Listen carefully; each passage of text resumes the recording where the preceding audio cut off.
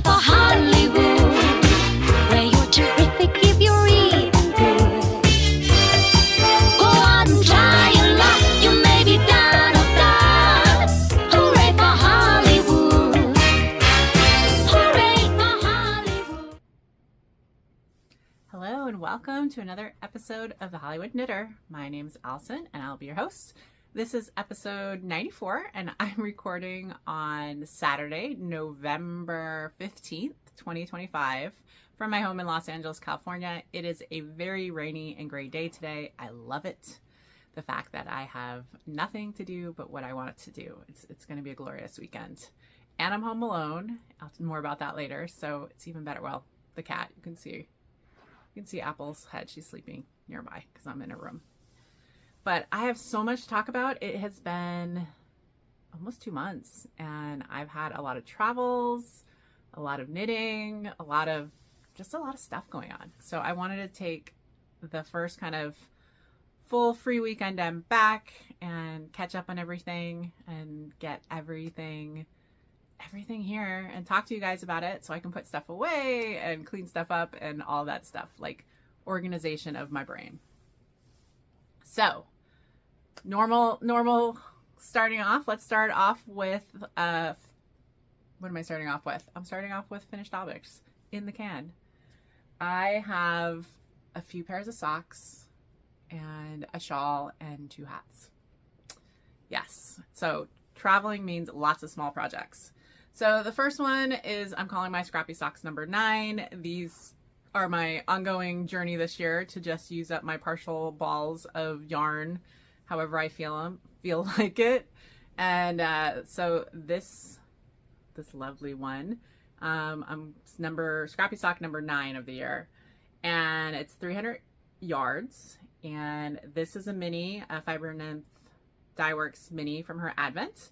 And then there's 2 helical in here.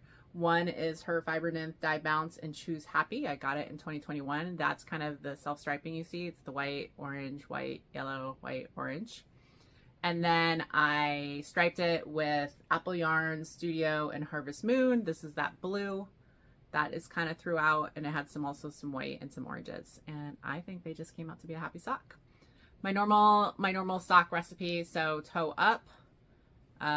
This heel is the palindrome heel, which I've been using lately, and then just a leg and a normal cuff, and I just did a little bit of the orange to tie it all in at the top.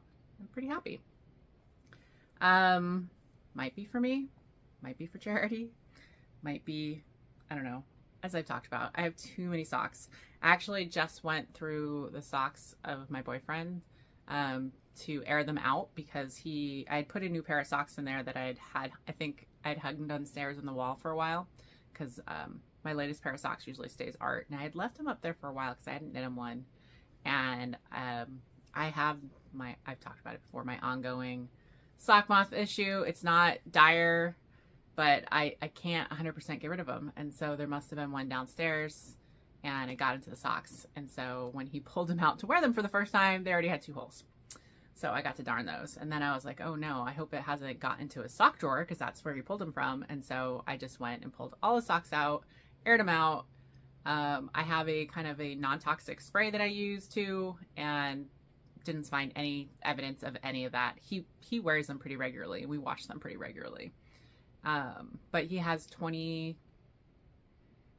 pairs of socks in there. And I know he's out of the country right now. And I know he has like 4 or 5 pairs with him. So he's got a full sock drawer. And so anyways, sock. These I knit on them, I don't know, over 3 weeks or so. Socks are getting a lot of socks. I'm interested in when I get to the end of the year how many socks I've done, because I think I've done a lot this year. The other pair of socks that I don't have to show is on my travels. I brought sock yarn and I knit my brother a pair of socks while we were on the trip to South America. And so I knit him a pair of shorty socks because that's what he likes, and took about 60% of the ball. And so then I was like, well, let me do a shorter, smaller pair, because I usually make socks either, my brother, my mom, my size, or my brother, my partner size. So I had about 40 grams left, and that was just spitballing because obviously I did not bring, not obviously, but I did not bring a scale with me on this trip.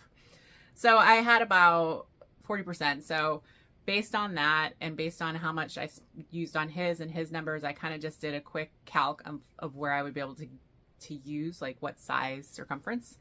And it came out to, I did a 72 stitch for him. And if I did a 56 stitch circumference, a little shorter, that kind of thing, I should be able to get a pair of shorties. And I was.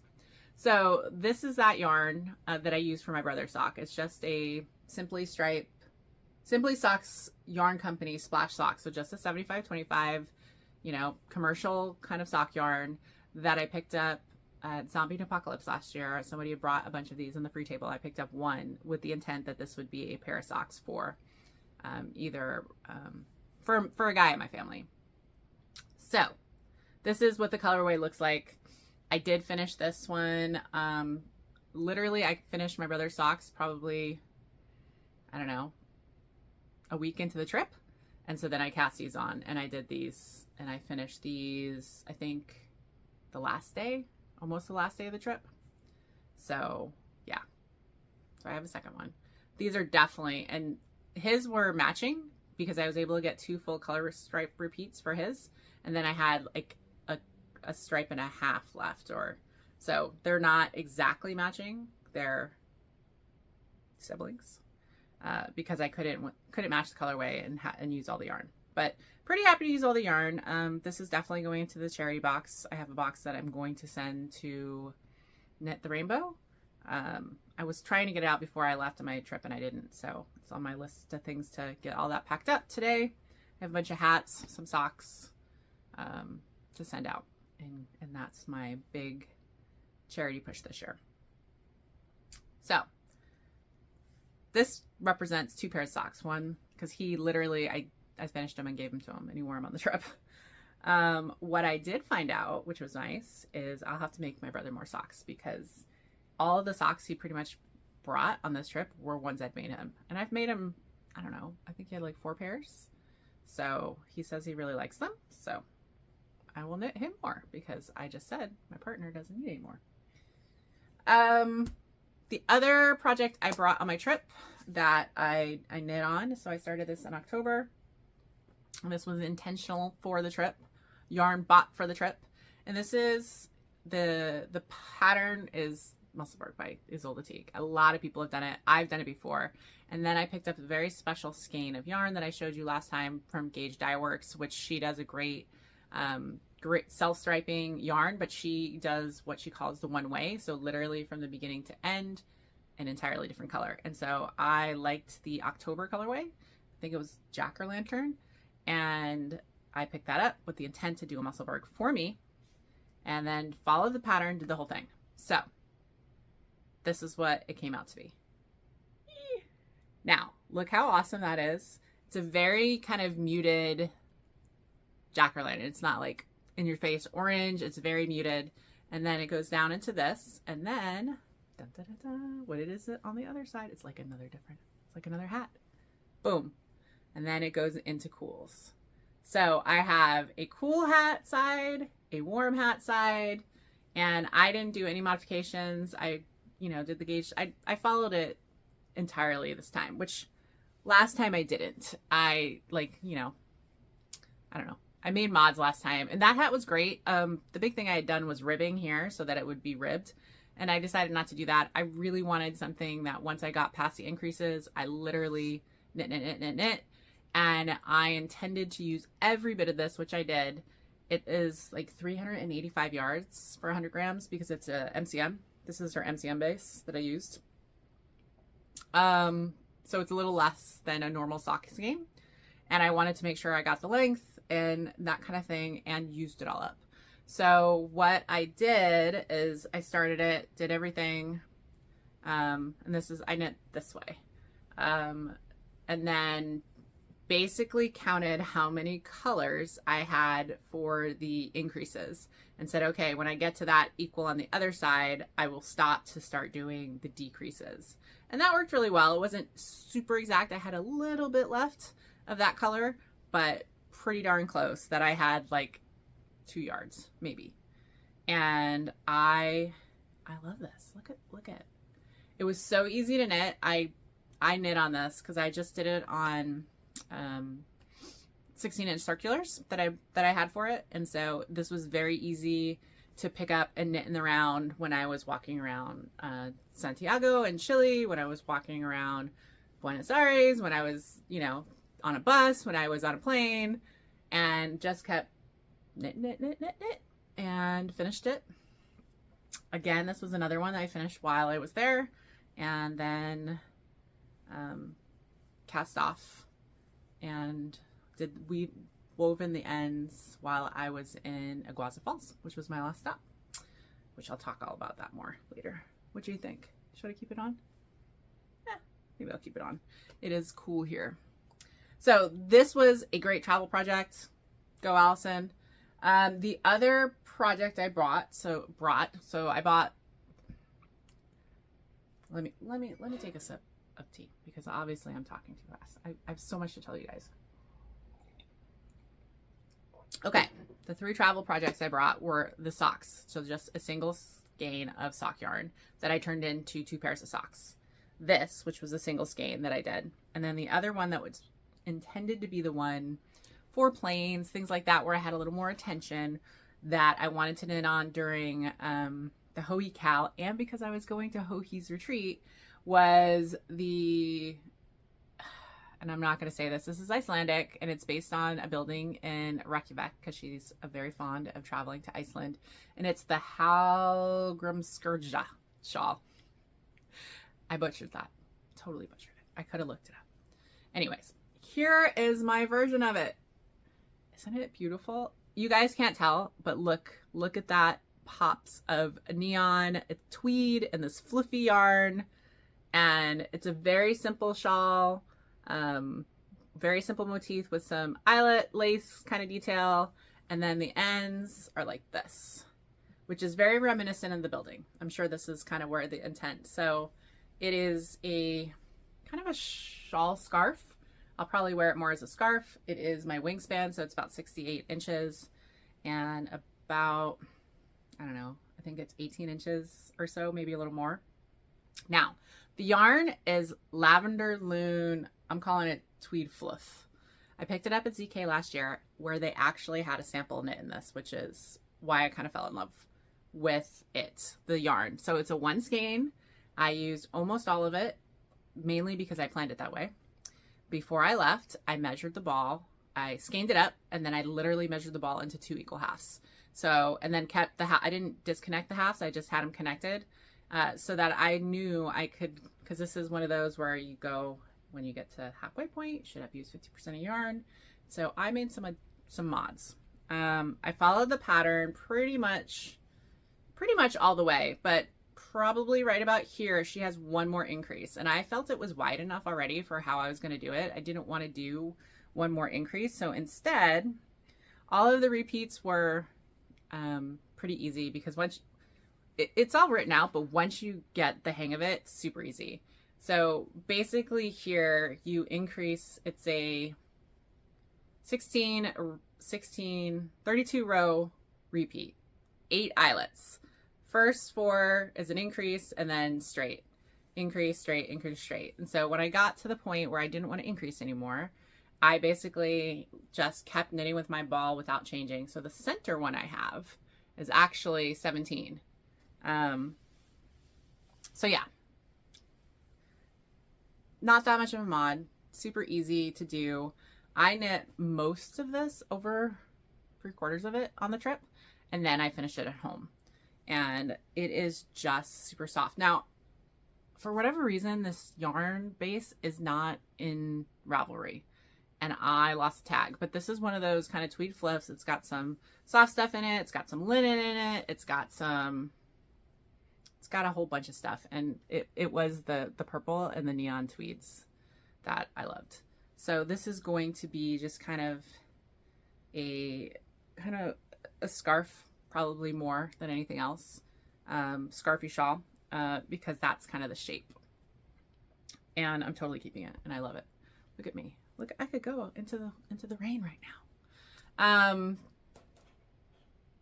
Also, Someone may ask what I'm wearing. What am I wearing? I'm wearing an Andrea Mowry pattern that I should have looked up before I started. So excuse me as I look it up because I have like, I don't know, old lady brain. I don't know. That's probably offensive, but my memory, no bueno sometimes, especially for knitting. And I know I knit this last year. When did I knit it? Wow. I'm having to go back a lot further than I thought. Ah, here it is. This is the Metamorphic by Andrea Mowry. I knit it in 2023, so 2 years ago. And the yarn is Queen City Knitsmith Handspun that she did is the orange, and then this is her Queen City Colon. So, in case anyone's wondering. Is that all of my FOs? Oh, no, I have another pair of socks. So I got back from the trip on November 3rd, so I've been back 10 days or so. And obviously I was wanting to finish this, so I made this a priority. And then I had kind of 2 whips. Before I had gone, I had done 1 sock of this one, and I'm calling them my, what did I call them? Probably my sherbet socks. And so in October, before I left, I had done 1 sock while I was on another trip, but then I only had 1 sock left, and I knew that wouldn't be enough for the knitting. So I put it aside with the intent of when I came back from my trip, I would do the other sock. So here's these shorties. And this is a fun yarn. This is Fiber MacGyver sock blank. I had a sock blank that I used, and this was yarn I picked up, I think in 2024 too, from her cute little booth at ZK. And I knit on this. It's about 50 grams basically to do this shorty. Typical toe up, that palindrome heel. And the only thing I did was I wanted, because I just come from walking and I like short socks, but I need that little kind of tab in the back. So I did a little, I did a deep dive into Ravelry to find one that sort of had it, but because I was at the end, I found this pattern called Ivanesco that kind of just showed how to do a little, which if I thought about it, I could figure it out, but a little short row ribbed heel. A little short rows on the back of it to raise it up so that you can have a little heel, and it's done in the rib. So totally works. Totally works. So yeah, so these are going to stay on the wall for a while, which is why they're on my wall sock blockers as the latest ones I finished. And I think they're just pretty. I love the orange kind of going into the pink. And then I immediately cast on moving. No, I'm not going to move into that yet. Sorry, I'm like all over the place today. Where is my other hat? I have another hat somewhere. Oh, here it is. Okay, so Musselburgh, this one. And then I had, in addition to that, those sherbet socks, of which I had done one before I left, I had also started a hat before I left. I was kind of, I don't know, you guys get it. Sometimes you just feel like casting on all the things. So I cast on, not all the things, but for me, having, 5 whips and Ravelry is a lot. So anyways, I cast on the sock, or this hat rather, before I left because I wanted to use the yarn. It's one of my older yarns, and this is a yarn I had a lot of problems figuring out what to do with. So it is one of those cotton slub yarns. You can see it's got the little slubbies and things like that. And I picked it up at Stitches SoCal in 2019, and I just could never figure out what to do with one. I didn't want to do a pair of socks with it and things like that. So I did dive and found this hat pattern called College Bound by Christina Lundberg, where she had basically taken a slub yarn, held it double, and then held it with a mohair and made a very simple beanie hat. And I was like, okay, let me do that minus the mohair. So basically I took the ball, split it into 2, and then held 2 together to do a very simple beanie. And I also really like this one. I actually wore this to work already yesterday. I really like how it came out because these are kind of my colors, which is why I did it in the first place. It's called Concrete and Steel. And great use of slub. I like the fabric that came out.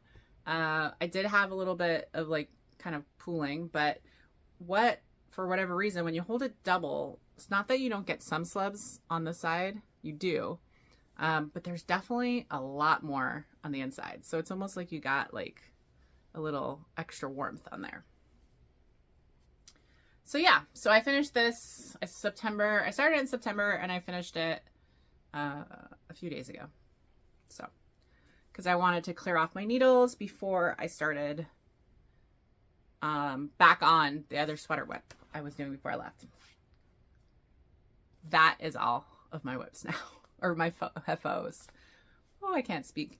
So that was what? 1, 2, 3, 4 pairs of socks, and then 2 hats, and my I'm gonna call it a scarf, my lacy scarf, which it's so squishy. So that's a decent amount of knitting done. And then for my whips that I have right now, I cast on another pair of socks, as I always do, using the rest of the Fiber MacGyver sock blank, which is going into pinks and greens. And I just doing another kind of simple sock. I do have a contrasting mini for the toe for this one because I was pretty sure I wouldn't be able to get all the way through. So I have this kind of purpley, and I did it and then kind of gradiated it on the toe a little, and I'm going up. I'm going to use this on the heel and probably a little on the cuff. And I'll get another pair of shorties out of these. So where am I? This is what I have left on this ball. And then the mini. This one I'm doing my toe up, and then the heel I think I'm gonna do a normal heel flap on this one for whatever reason. I feel like doing that. So I'm gonna do that, and then it's in my favorite Halloween bag. And yeah, so first project. Then the big thing, I had to start back up and like rewind. So I wanted to get everything off my needles because I had started the sweater before I left. And I don't know, did I show it to you last time? No, I think I started it either the same day that I talked to the last podcast or not. But I started this before I left and loved it. But I knew I was putting it down, and I knew, you know, sometimes no matter how great your notes are, when you put something down, it takes a little while. And this definitely was no exception. So this is the Simple Something sweater by Anna Strict, and I'm doing it with scraps. Isn't it beautiful? So before I left, I got all of the increases. It's obviously top down, so I did the collar, and then I did all of the increasing to split for the sleeves. This one, so this one is a sleeve on blockers, and then this sleeve is actually being worked on, and then here's the body. So I have a lot of scraps, small scraps. Most of these are small scraps, 20 grams or less. Focus on the less. I have quite a few that are like 4 or 5 grams. And I did some before I left. I did some measuring how long a round was taking, maths based on my row gauge, and some simple algebra. Based on that, I figured for every ball that I have, I'm weighing it, and roughly half of that goes into the body, and then half of it goes into each sleeve. Half of that goes into each sleeve. So 1/4 of it goes into one sleeve, 1/4 goes in another, and then half of that ball goes in the body. And that should give me what I need, considering that the body has less rows than the arms, which are a little longer. And obviously they go faster, etc., etc.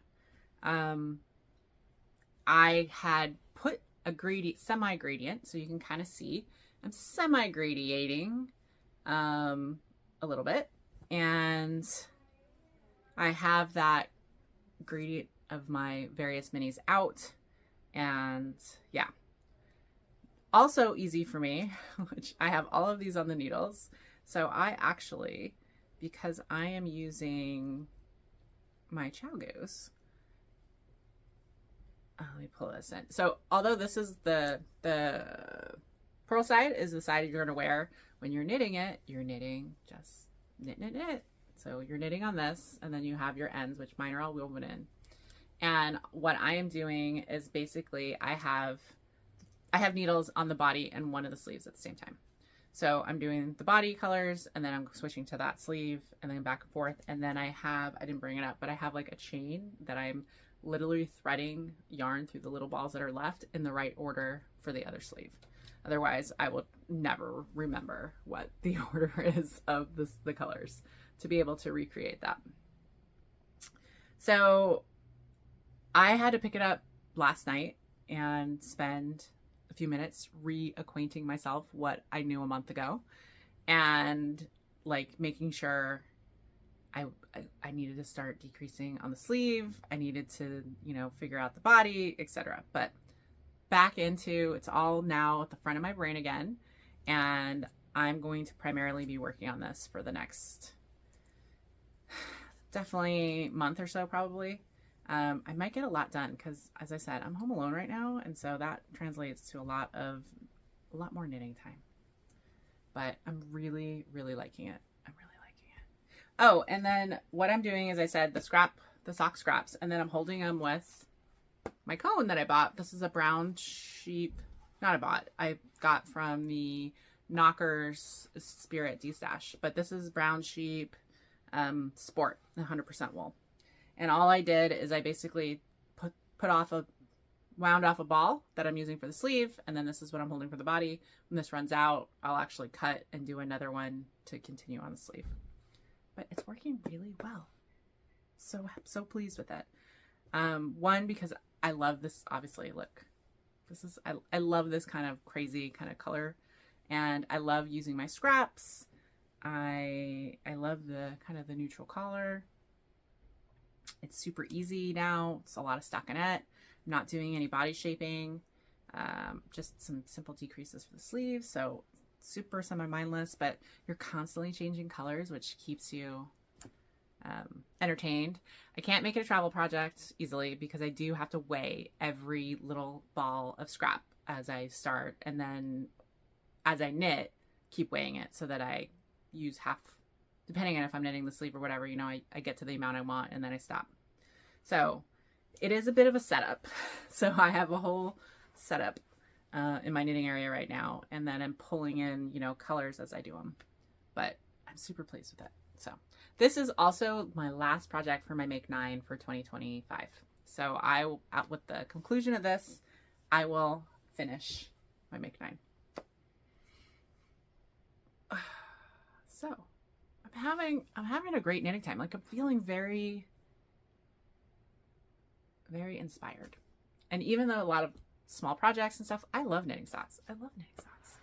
And I love knitting hats. I love wearing hats. I have too many hats, but I've managed to get rid of a few. That's all the knitting I have right now. So all I have on the needles is that sweater and a pair of socks. I might actually cast on a hat tomorrow. I have some yarn wound up that I will probably do that because I like to have, even at home, like if I don't feel like working on the sweater, I want to knit on something else because it is bulky. Anyways, so that's all of the knitting stuff for projects. And let me talk about what's been happening. Let's go into trips. So in October, I had my annual girls' weekend with my college roommates. So my college roommates and I, obviously, one of my college roommates was actually my best friend in high school, and we went to college together and we roomed together and all those things. So we've known each other since, we were just saying, probably 35 years. Yeah. So, and then we had a roommate in college all 4 years. And then, through time, we had another friend join us and stuff. So this year there were 5 of us. And we go every year where we pick a place, and it's usually picked out of a hat. We put towns in and pick out of a hat, and then we try to schedule something because people have kids, people have, you know, conflicts, and it's, as anyone who's an adult, it's tough to maintain friendships. It's tough to do all this. And, but we're the kind of friends that, though we'll text and stuff, we're not, you know, you don't talk on the phone all the time, or I'm not a phone talker. I would say that some of my other friends are, but I'm not. So I sometimes, you know, this is the time I'm in person and we get together, and it's just that kind of friendship where time doesn't matter, and it's, you know, it is what it is. So this year was Santa Barbara, so I didn't have to fly anywhere.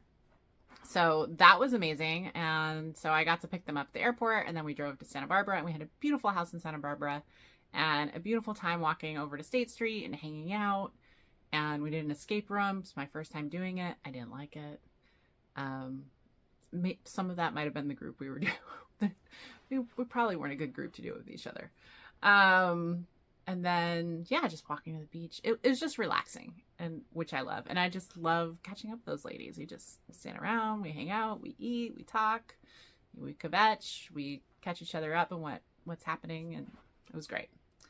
So that was the 9th through the 12th. And so Sunday. But even before that, my brother came into town because we were going to South America the next week, and we were going to be leaving from LA.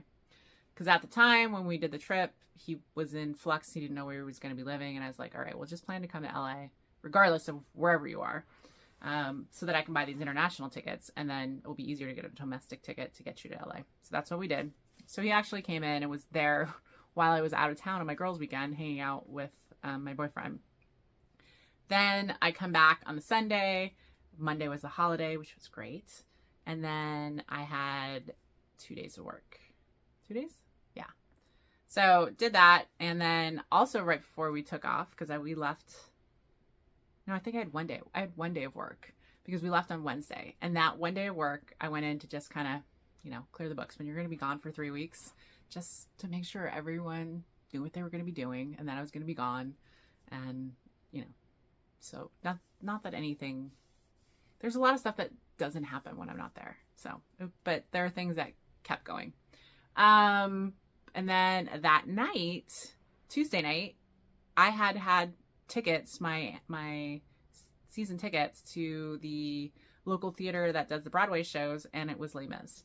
And I haven't seen, Les Mis was one of those musicals that I was introduced in high school, used to listen to music all the time, had seen multiple versions of it, high school productions, college production. I think I saw it on Broadway once upon a time, but I hadn't seen it probably in, I don't know, 20 years. So I took my brother because it was one of the few ones he had seen when he was in high school. So we both obviously went to the same high school, and there was this great English teacher who volunteered at the local Performing Arts Center. So when you took his English class, you volunteered to be usher for these programs. And so this was one of the few musicals my brother had ever seen was Les Mis. The last time he had seen it was high school. So it had definitely been, you know, almost 30 years for him. So we went and did that, and it's depressing as hell. It really is. It's interesting how you look at things. Like, I was introduced and loved that music when I was 17, but it didn't hit me the same way as it does when, you know, you're almost 50.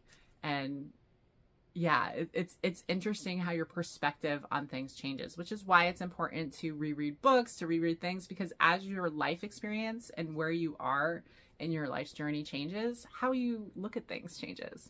And so, yeah, Les Mis is depressing as hell. I mean, there's a lot of death. There's a lot of things. There's a lot of young angst and wasted lives. And yeah, versus when I was 17, I just loved the music. Like, didn't really think about what was happening. Because when you're 17, the world revolves around you. Yeah, so we did that. And then on Wednesday morning, we flew out from we flew out from LA to Miami, and then Miami to Santiago, Chile. And that was an overnight flight. Everything was fine. It was before the crazy travel slowdowns. It was what it was. You know, it's a long flight. And we got into Santiago on Thursday morning, and it was great. It was beautiful coming in and with the Andes on one side, and I've never been to South America, so this was my first time, so it was great. And then we met up that day. We went to the hotel. We were starting the beginning of a tour. So I think I talked about this, but I usually or used to plan out all these trips.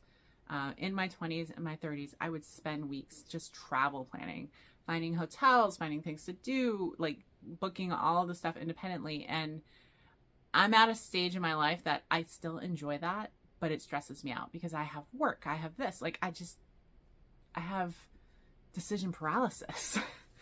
So when we were going to do Hohi's retreat, which I booked, last year, and in fact, her retreat for next year, she's doing it again, and it already sold out. I knew I wanted to do a longer trip because her retreat is a Monday through a Friday, and I was going to plan something. There was just so many possibilities, and then I ended up finding a tour that worked, that basically ended in Buenos Aires roughly when I needed it to end.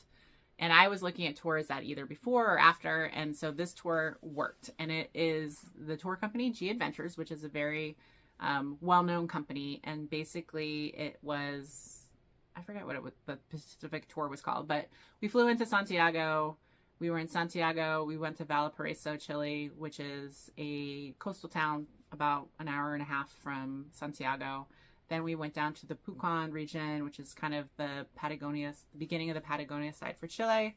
Then we went across into Buenos Aires to Bariloche, which is also Patagonia in there. And then we flew to Buenos Aires. And we ended in Buenos Aires about 2 days before I needed to be at Hohi's retreat. And then at the end of that, we flew from Buenos Aires to Iguazu Falls, which is an amazing natural waterfall area on the border of Paraguay, Argentina, and Brazil. And then from there, we flew back via Brazil.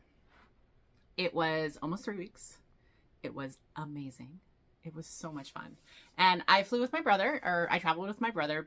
Originally, I was going to take my mom, and then she expressed she's not interested in doing international travel like this anymore. So respected that. I invited my partner, but again, these are places that he doesn't really have an interest in. And so I went with my favorite travel partner, my brother, who is up for everything and is a great person to travel with. And so we did Santiago.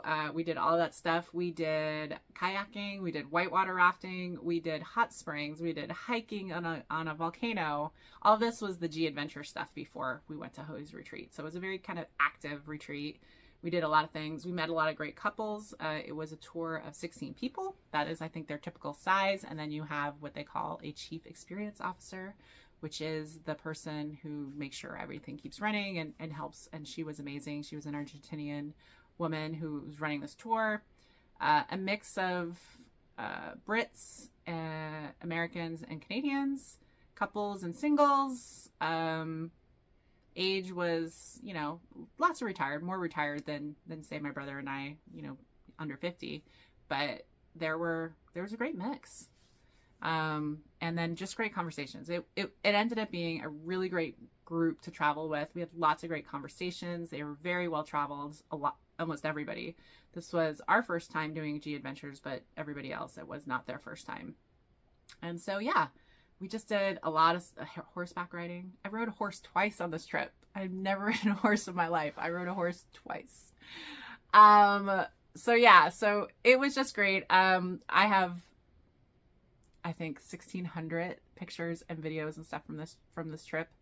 I'm going to try to put them into a video for myself and then for my memories. And then I'll probably throw it up in here if anyone is interested.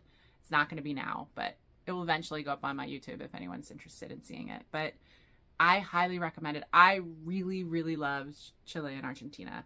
I would love to go back and do more of the Patagonia. I'm very, into hiking and the outdoor stuff. And this was like outdoor light. We got to do some activities, but it's not like, we didn't do like an all-day hiking trip. So it was lots of eating. Oh my gosh, so much eating.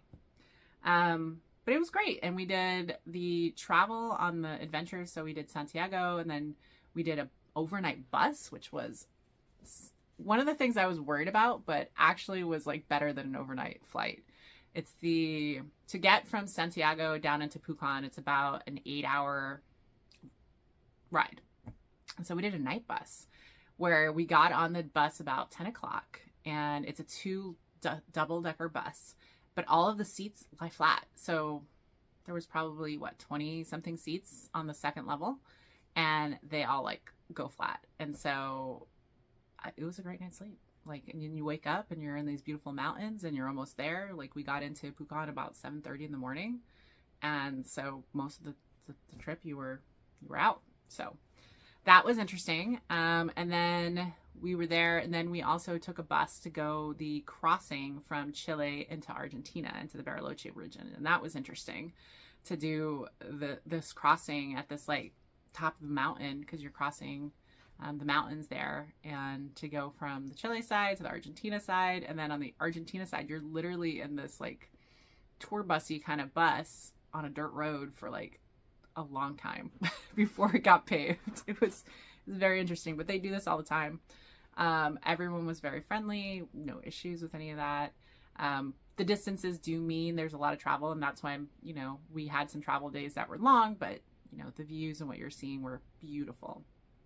And yeah, we got to do. And then from Bariloche, we flew to Buenos Aires and had one last night with that tour in Buenos Aires. I also did two tango shows in Buenos Aires, because with the G Adventures tour and that crew, the last kind of night was optional, but it was the last night together as a group. And so we went to a tango show, and then Hohi also did one. So I got to see 2 different tango shows. It was amazing.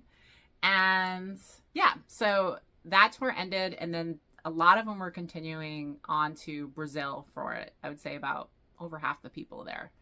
And my brother and I stayed in Buenos Aires for the hotel that we had ended the tour at. And so we were in Buenos Aires. We did for two additional nights there before we went. So basically we stayed at the tour hotel we ended at. And then from there, we did a day trip to Uruguay. So I also went to Uruguay for about, 6 hours. But it was just so close. You can take the ferry from Buenos Aires across to Uruguay. And so we went to Colonia del Sacramento, which is a beautiful little town, and walked around there and had a walking tour and got a little history. I love walking tours, by the way. If you don't know what to do and you end up in like in a major thing, look up a free walking tour. And most major cities will have a free walking tour. And it's free in the fact that you do like a 2 to 3 hour walking tour of someone, and then you tip them what they deserve. So there's a recommended. So it's not necessarily free unless you're that cheap person, or a very inexpensive. So we did a walking tour, and we did 2 in Buenos Aires actually. I did a general walking tour, and then we also did a foodie tour of the Palermo area, which I really loved. That was one that I did pay for, and it was 5 of us. And we tried all of these different foods that are very Argentinian. So we did the fugata pizza. We had a choripan sandwich. We had steak. I had so much steak. And that was actually all before I started Hohi's Retreat. And then we went to Uruguay and we did a walking tour, and that was great too. And then on the Monday, so I'd been gone almost 2 weeks at this point, Hohi's Retreat started. So my brother and I switched to that hotel in the Palermo area, and it was so much fun. We had this entire kind of boutique hotel to ourselves, so everyone in the hotel was retreat. There were, I think, like 40 of us, a mix of knitters and partners and people that they brought. So obviously I brought my brother. Another woman brought her daughter. Some people brought their husbands. And then other knitters, friends came together. So we had, I think it was like 25 or 26 knitters, and then others. And so the 40 might have been with counting, my numbers were off. It was somewhere in that scheme of things. And then Hohi and her team, so Moni and Charlie, had planned a great trip. And obviously Vera Valmaki was the other teacher, her BFF. And it was just so warm. It was so welcoming. It was so nice. Yes, there was the knitting part of it and showing us some of their favorite knitting. So we had some yarn dyers. We did a yarn store tour. But then it was also showing us some of Buenos Aires. So we did a little bus tour. We saw some stuff. We did a day at the ranch. That's where I got on the horse for the second time. So much food. So much food. All of the meals were included. And we did a tango show, and I ate so much steak. I ate this whole trip. I came back and I had gained 5 pounds, and it was purely just because, one, I don't eat 3 square meals in my normal life these days. And then so much meat, but it was so good. It was all so good. And then, so those were kind of the things. So we had breakfast every day in the morning. And then 2 of the days we had knitting classes, one with Hohi, one with Vera. We were split into 2 groups and we were all in the hotel. We also did the first night a wine tasting class, or wine tasting rather, of some Argentinian wines. And that was great. And then again, just a great group of people. We would go have dinner together. You know, we were a big group, so you would just sit near different people and have different things. I had great conversation. I had conversations with Hohi, with Vera, with all of them, and they were so, so awesome. And it was a great hotel. It's a great area. Stay longer in Buenos Aires. If you can get into the retreat, most definitely. They had already decided they were going to have it again before the retreat finished. And they did give us the option of you know, joining. However, it is my birthday. So my birthday, I turned 49, well, the last day of the retreat, when we were leaving on the Friday. So I got lots of birthday wishes, which was very nice. But next year is 50, the big 50. So I couldn't justify going back to Buenos Aires for the retreat for my 50th when I do have some, I haven't decided what I'm going to do, but I know I probably want to celebrate it with my partner, probably going to be somewhere, and not necessarily the retreat. So I did not rebook, though I would love to go back to the retreat. I would love to go back to South America, specifically Argentina, go hiking. A lot of people did tours afterwards or before. So I saw from some of the retreat goers that they had gone down to the glacier. Some people are going to Ushuaia, which is way, way down at the end. So there's definitely other places I want to go to. And we did Aguaza Falls, which is something I'd wanted to do, which I heard was amazing. And we did it. We basically flew from Buenos Aires on the Friday, and we were in Aguaza Falls for 3 nights. And we saw the Argentinian side of the falls, and we saw the Brazilian side of the falls, and it was amazing. I mean, I've been in Niagara Falls, and this is like, you know, Niagara Falls is like the brinky little sister compared to Aguaza Falls. It was amazing.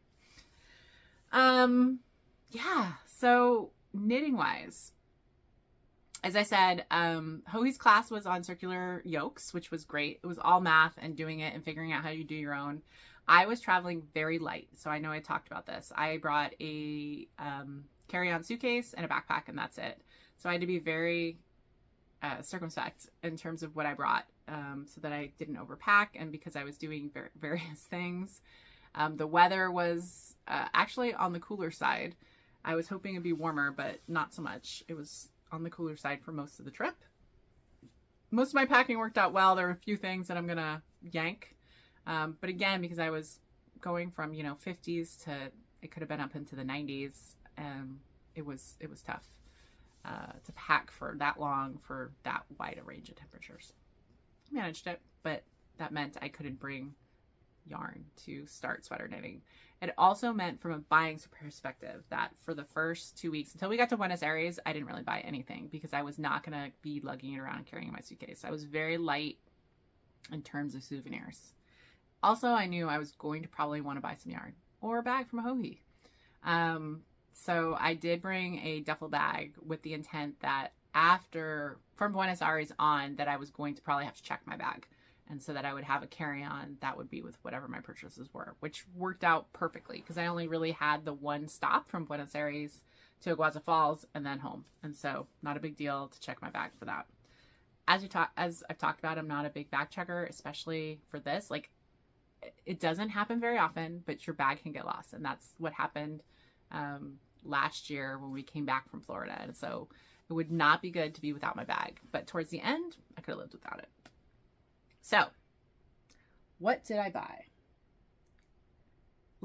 Before I do that, let's talk about the goodie bag. So Hohi and her team put together a beautiful goodie bag with some Alforés little cookies, which these are the greatest sweets if you go to Argentina, and all the things. They're so good. They're like 2 little cookies and sandwiched with some caramel and things like that, and they're like sold all over. They're made. They're so good. They were such a good treat. But we had that. We had a bottle of Malbec. I drank a lot of Malbec. I drank a lot of wine. That was another thing that probably contributed to my 5 pounds is, there was a lot of wine drinking. And then there were some chocolates, and then yarn. I'll show you the yarn in a minute, but then we also had a bag. What was so nice is that I had a bag, and then also my brother had a goodie bag. And in his goodie bag, he had one of the Hohe & Co. Explorer toiletry bags, the brown leather ones. It was so nice. And so my brother got to go home with a Hohe bag as well in the goodie bag. And then the retreat goers, all the knitters, our bag, super beautiful. So this is the Salta tote, and I know you've seen it. It is, I just took it out of the bag. I haven't used it yet. Oh, it smells so good. So this is a beautiful plummy, purpley blue in this great unstructured kind of open tote. A lot of people started using them right away because I had to get it back. I was not going to use it right away. But yeah, so this is the lovely, lovely bag we all got. And so now when I see this, I'll always think twins.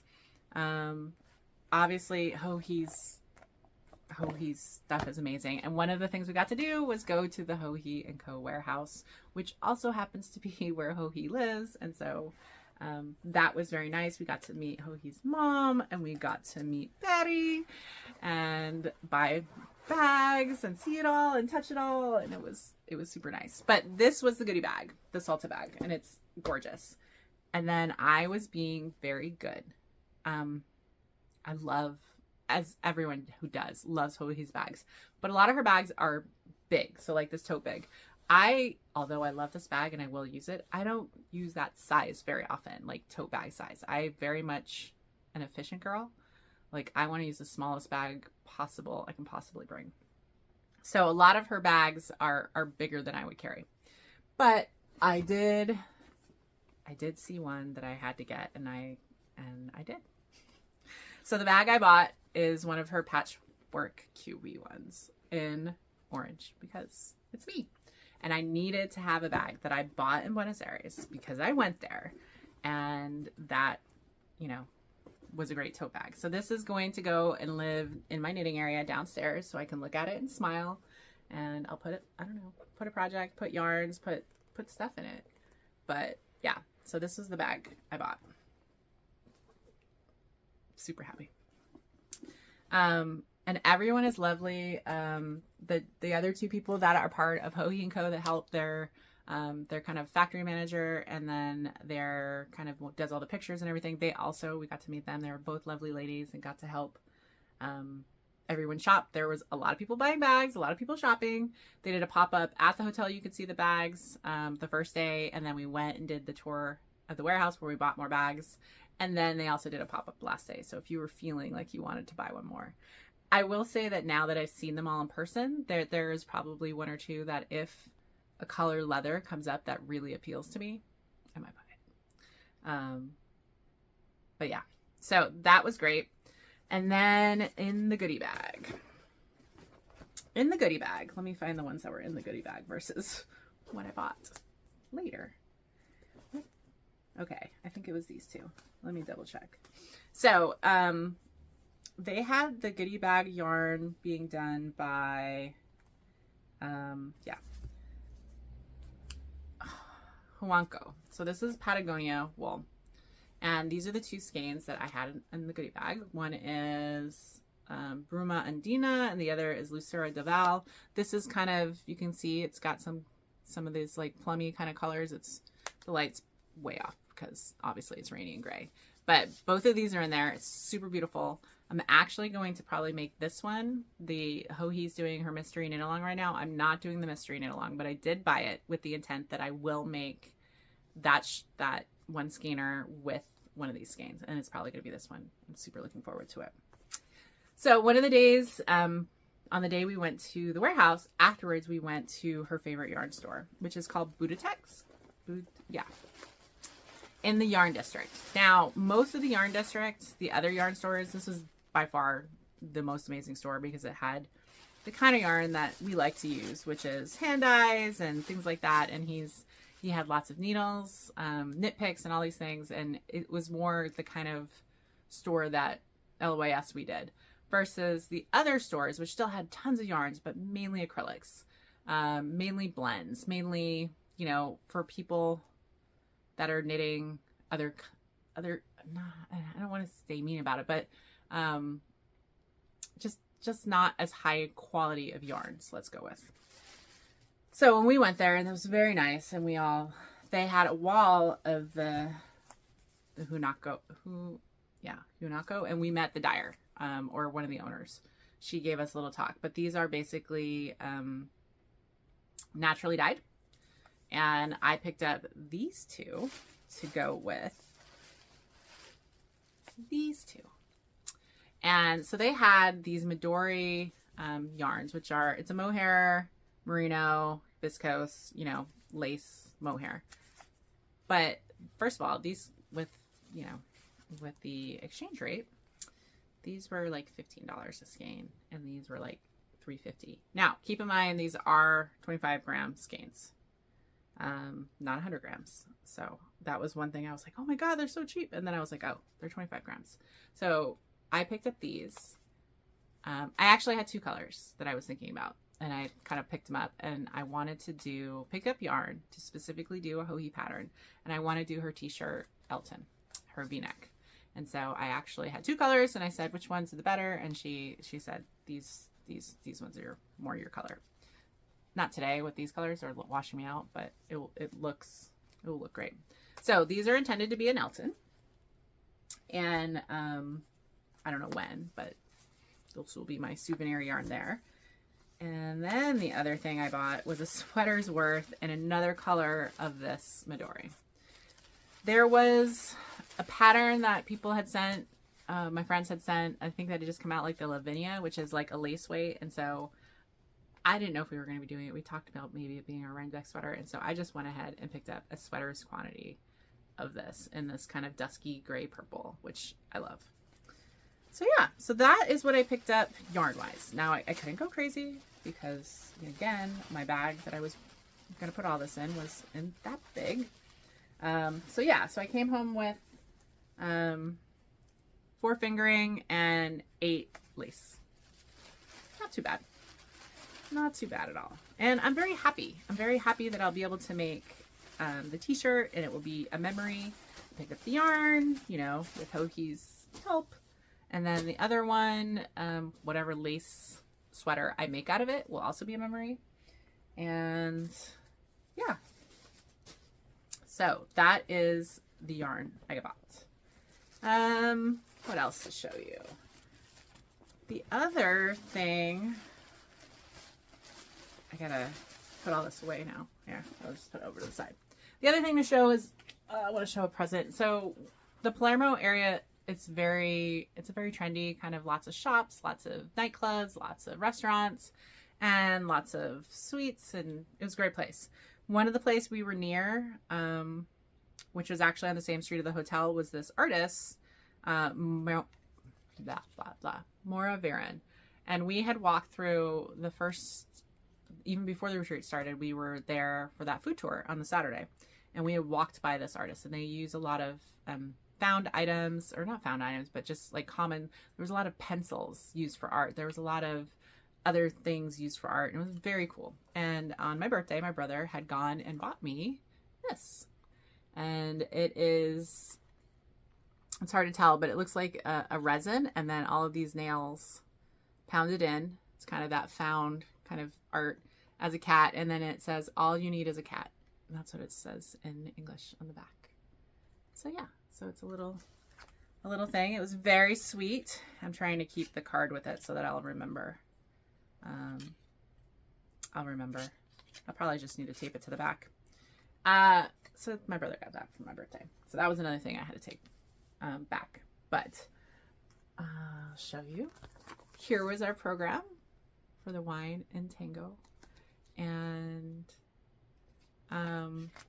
yeah, it was so nice. It was really nice. I know it already sold out. Like, they very quickly did it for the next year, and I know it sold out, I'm sure, very quickly. But if you can, if you have any desire next year, or put yourself on a wait list. I know there was at least one person who had gotten on off the wait list. It is possible. It is way booked in advance, so they're, people's plans can change. I would totally go back, and I might go back in the future. We'll see. So that was, let me see if I did it, all of my kind of travels.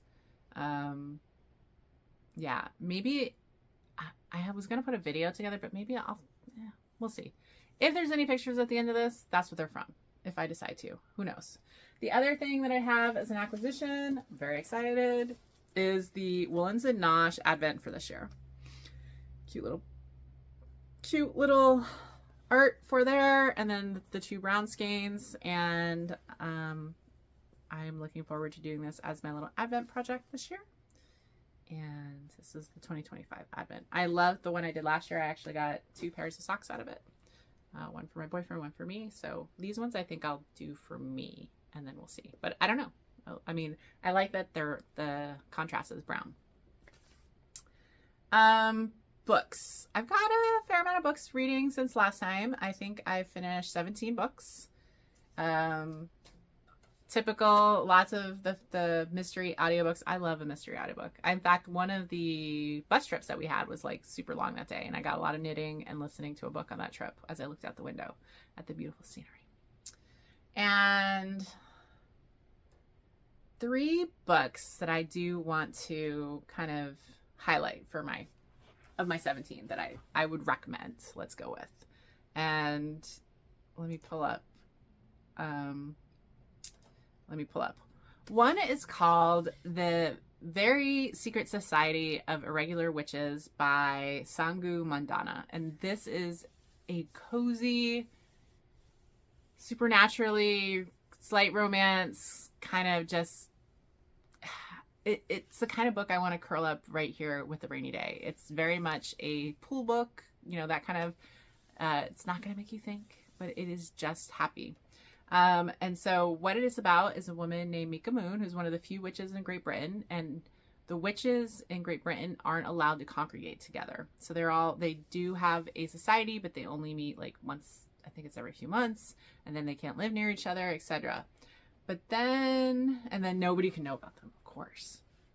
And then she gets a message asking her to come to this house where it turns out 3 young witches, like preteen, are living together, and it's like this thing, and they need a witch to teach them because they're living with non-witches, and then kind of the antics that ensue and how that happened and what goes on, because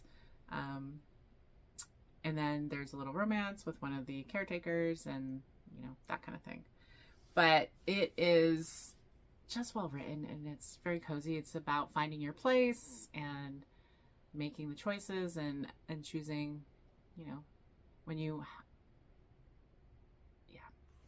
Anyways, recommend reading Very Secret Society of Irregular Witches by Sangu Mandana.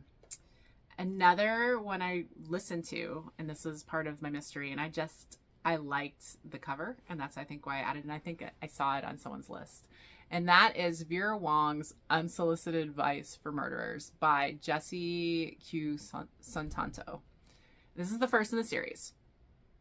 It was hilarious. It is about Vera Wong is a lady in Chinatown in New York who has a tea shop, and then a murder happens in her shop. And then it's her solving this murder with bringing in all these people, and how she solves the murders by she finds all her suspects, and then she like gets in their lives, and they get in each other's lives, and she feeds them, and it's all done from this point of view of this very busybody older Chinese woman, and how they kind of form friendships with all of these suspects that she's trying to figure out who murdered this person, and just the comings and goings, and it is hilarious. I highly recommend the audiobook. I love me a good murder mystery, and I just love this character as kind of the one solving it with other people. And I think it was a bestseller. It's won some Best Mystery Awards. And it's the first in a series, so I can't wait for the second one. And that is Vera Wong's Unsolicited Advice for Murderers by Jesse Q. Santanto. The last book I want to talk about is a young adult book, but I added it because I read her adult romance books. And this is Annabelle Monaghan, and the book is A Girl Named Digit. I think that's why I added it. Might have been added. I mean, I add a lot of books to my reading list because of Goodreads, something that sounds good, podcasters who recommend books, and by the time I get to them, I have so many I don't remember necessarily where I got that. But I do read her other romance books, Annabelle Monaghan. In fact, I think I read another one in this past 2 months. But I added this young adult. And so it is just a really well done young adult. So Digit, his name is Farrah. Her mom named her after Farrah Fawcett. Lives in Los Angeles. Her mother is an actress. Her father is a professor at UCLA. And she is basically a math genius kind of thing, to the point where that's how she got the moniker of Digit when she was younger, but she hides it because it is like the next level of being able to look at numbers and being able to do things, and then also to have disorder in life and unevenness and things that don't have patterns to bother her. So she's basically spent her whole high school hiding like who she kind of really is. And then she is, living her life, hiding from her friends and pretending to be, quote unquote, a normal teen, when in actuality she's got this amazing gift. And she discovers there's some numbers that are being in her favorite show. They're being projected, and she sees them, and then she sees them over like 3 consecutive weeks. And then she figures out, then there's a terrorist attack, and then she figures out that these numbers are associated with this terrorist attack. She goes to the FBI. There's some not believing her, but then as a result of her not letting it go, she comes to the attention of said terrorist group, who it was in fact all true. And then it's an FBI agent and her now on the run, or an FBI agent protecting her as she goes into, and she's pretending to be kidnapped, and then they're trying to solve those other things, and then it's kind of an adventure from there. And it's just really well done. I think a lot of people can identify with not being your authentic self, especially when you're younger, and needing to hide who you are. Now, this is taken to an extreme, but then it's about, finding the people or finding someone who accepts you as you are and what that means. And I kind of feel like we have some of that like in the knitting community, like when you find your people and it's just like, oh, you can be your authentic self with your people. I'm a crazy knitter, and that's what this travel was. Like, I met crazy travelers, and we had lots of great conversations about traveling and different, talking about politics of our various countries and where we were at, and the election in Argentina happened while we were there, and just these great conversations about why we travel, where we travel, what we enjoy. That was one group that I really identify with. Then coming and meeting all these great knitters from all over the world. We had primarily US, but then there were some other people from great. And there were actually so many people there that I didn't actually even get a chance to have one-on-one conversations with everybody because we were doing so much. And so, yeah, that's also sometimes happens at retreats. But this young adult novel, I really identify with how the character was coming about. And, I love me kind of a thriller kind of mystery. And so it kind of tied into that. And then, budding romance with the very young FBI agent and, that kind of thing. All very well done. And this is the first one in a series, I think, too. So I recommend, I like reading young adults. Not all young adults, but I definitely still read like the Rick Riordan series and some other things like that. So if you're open to it, A Girl Named Digit by Annabelle Monaghan is a really great little read. And I really like the character. So that was my other book. I think that's all I'm going to talk about for that. I mean, TV, all that stuff. Nothing jumps out to me as being especially awesome these days. I mentioned that my boyfriend is on his own adventure right now. So my adventure has been in the planning for a while, and he'd been wanting to do a trip. And so timing of it coincided that he was leaving a week after I got back. because of how close it was to my other trip, I could not join him on most of it because I do still need to work. I still have a lot of work to do. Anyway, so he flew over to Germany a few days ago. He's in Germany right now, and then he will be getting on the Queen Mary 2 and taking the Queen Mary 2 cruise back to New York, where I will join him in New York the day before Thanksgiving. So the 26th. And we will take Amtrak, the train, back from New York to Los Angeles. And that is going to be a 4-day journey. We are going New York to Chicago, Chicago to Portland, Portland to LA. And we have a bedroom or roomette. We have a place to sleep basically on the train. We're not doing this like sitting up. And we did an Amtrak trip early in our relationship. So like 10 years ago, from LA to Chicago, and then flew back. So this will be an adventure. I'm super excited about what knitting I get to bring. I'm doing the red eye to fly out there on Tuesday on the 25th, and then our train leaves out of New York, I think at like 3:30 in the afternoon. He gets in that day on the Queen Mary. I'll fly in, we'll meet, and then we'll have this adventure over the Thanksgiving weekend. We leave New York on Wednesday afternoon. We get into LA on Sunday night. Crossing fingers. Never know with train travel. And yeah, so that's my next little adventure, and it will be fun. I love seeing scenery. It is not, I like train travel, and I like, because I can knit, because I can read, because I can listen to audiobooks. I'm never bored. And so I love just watching the world go by. I love seeing all the different little towns, and yeah, I love a road trip for the same reason. So we're doing that. This is all part of his trains, planes, ships, and automobiles adventures. Not much automobiles, actually. So that we're doing that, and then I'm going to Florida this Christmas to see my family, now that they all live in Florida. So that will be an adventure.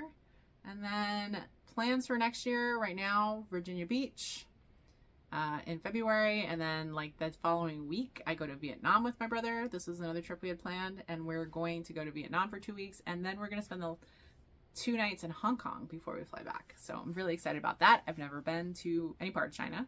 So, and that's definitely not Hong Kong. I hear it's an amazing place to visit. So very quick trip. We're only going to be there 2 nights, but I wanted to tack on, another little place.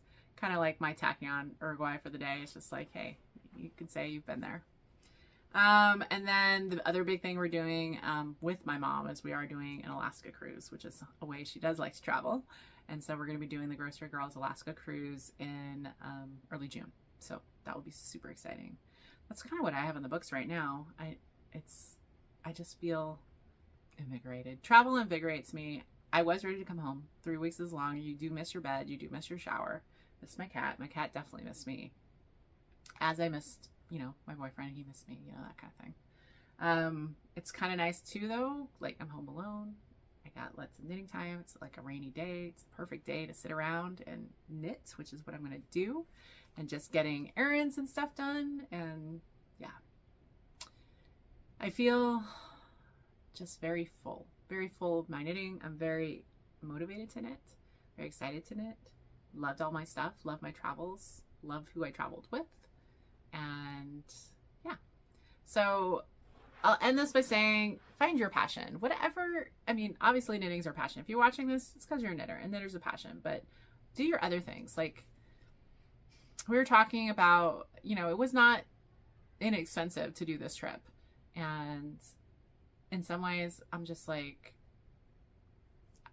there's no guarantee how much life I have left in this life. And so why, if I can, and I could, why not? And so that's kind of the phase of life both me and my partner go into. We're like, hey, let's do it while we still can. There's no guarantee, as much as I hope to live to like my grandmother's age, and she's in her 90s, there's no guarantee that I will. And so it's balancing, work and life and paying your bills with the things that make you happy. And for me, it's adventuring. And it's also recognizing some people were like, oh, why isn't your boyfriend with you? It's like, we have we have different travel styles per se, and not that we don't love traveling together, we do, but he's not into some of the more exotic places that I want to visit or do some of the more active things I want to do, and that's fine. He's okay with me going. Obviously, my brother does like, and although I would have loved this trip he did actually, but I like that we have the freedom to travel with each other and then also by ourselves. I do a lot of knitting trips, a lot of knitting friend trips. I would travel by myself as well. It just happens to be usually when I want to go somewhere, someone's willing to travel with me. And so yeah, and can travel with me is the other thing. I recognize very much how blessed I am to be able to, one, have so much time to travel. Not a lot of people have the kind of vacation and time off I can take and the freedom to take it in long chunks. It's actually one of the greatest benefits of my job, the fact that I can do that, and that and that I'm in a position in life where I can do it. And so I'm really excited that I have the international trip next year already planned. I definitely want to, pre-COVID, I was managing one international and quite a few domestic, and I'm back to that kind of thing. I'd love to add a second international trip in a year, but it does get a little tough because I have so many standing trips that I want to do with my knitting friends, and we're going to Rhinebeck next year, so that's on the books too, I forgot to mention, and already planning all that. And so my travel averages out to one trip a month, and then, one or two large trips a year. So as much as I would love when I retire, I gotta not go crazy because I'm just gonna want to do this all the time. Anyways, I'm rambling. I hope everyone enjoyed this. I know it's been a little all over the place. Yeah, that's just where I am today. So if you're watching this, you probably met me anyways, and that's why you're watching me. And if you're new and you're coming from one of the wonderful people I met at Hohi's Retreat, hi. And definitely we'll keep in touch. And yeah, that's what we got. So you can find me as Allison1031 on Ravelry or Instagram. I'm actually going to post something on Instagram because I have all these great pictures, and I've just gotten way out of the habit of I watch and go on Instagram, but I don't ever post. And if you were looking for great pictures and things about the retreat itself, Hohi and Vera did a great job. Just saying. My brother and I are in the back of some of those pictures, but she does an amazing job of social media. I don't. But I'm going to try to, I say that, but we'll see. I'm going to try to be better and try to post occasionally because I do like to see other people's Instagram. So I imagine that some people like to see mine. So that's a wrap from Hollywood, where fantasy meets fiber and dreams are knit. Bye, everybody. Till next time.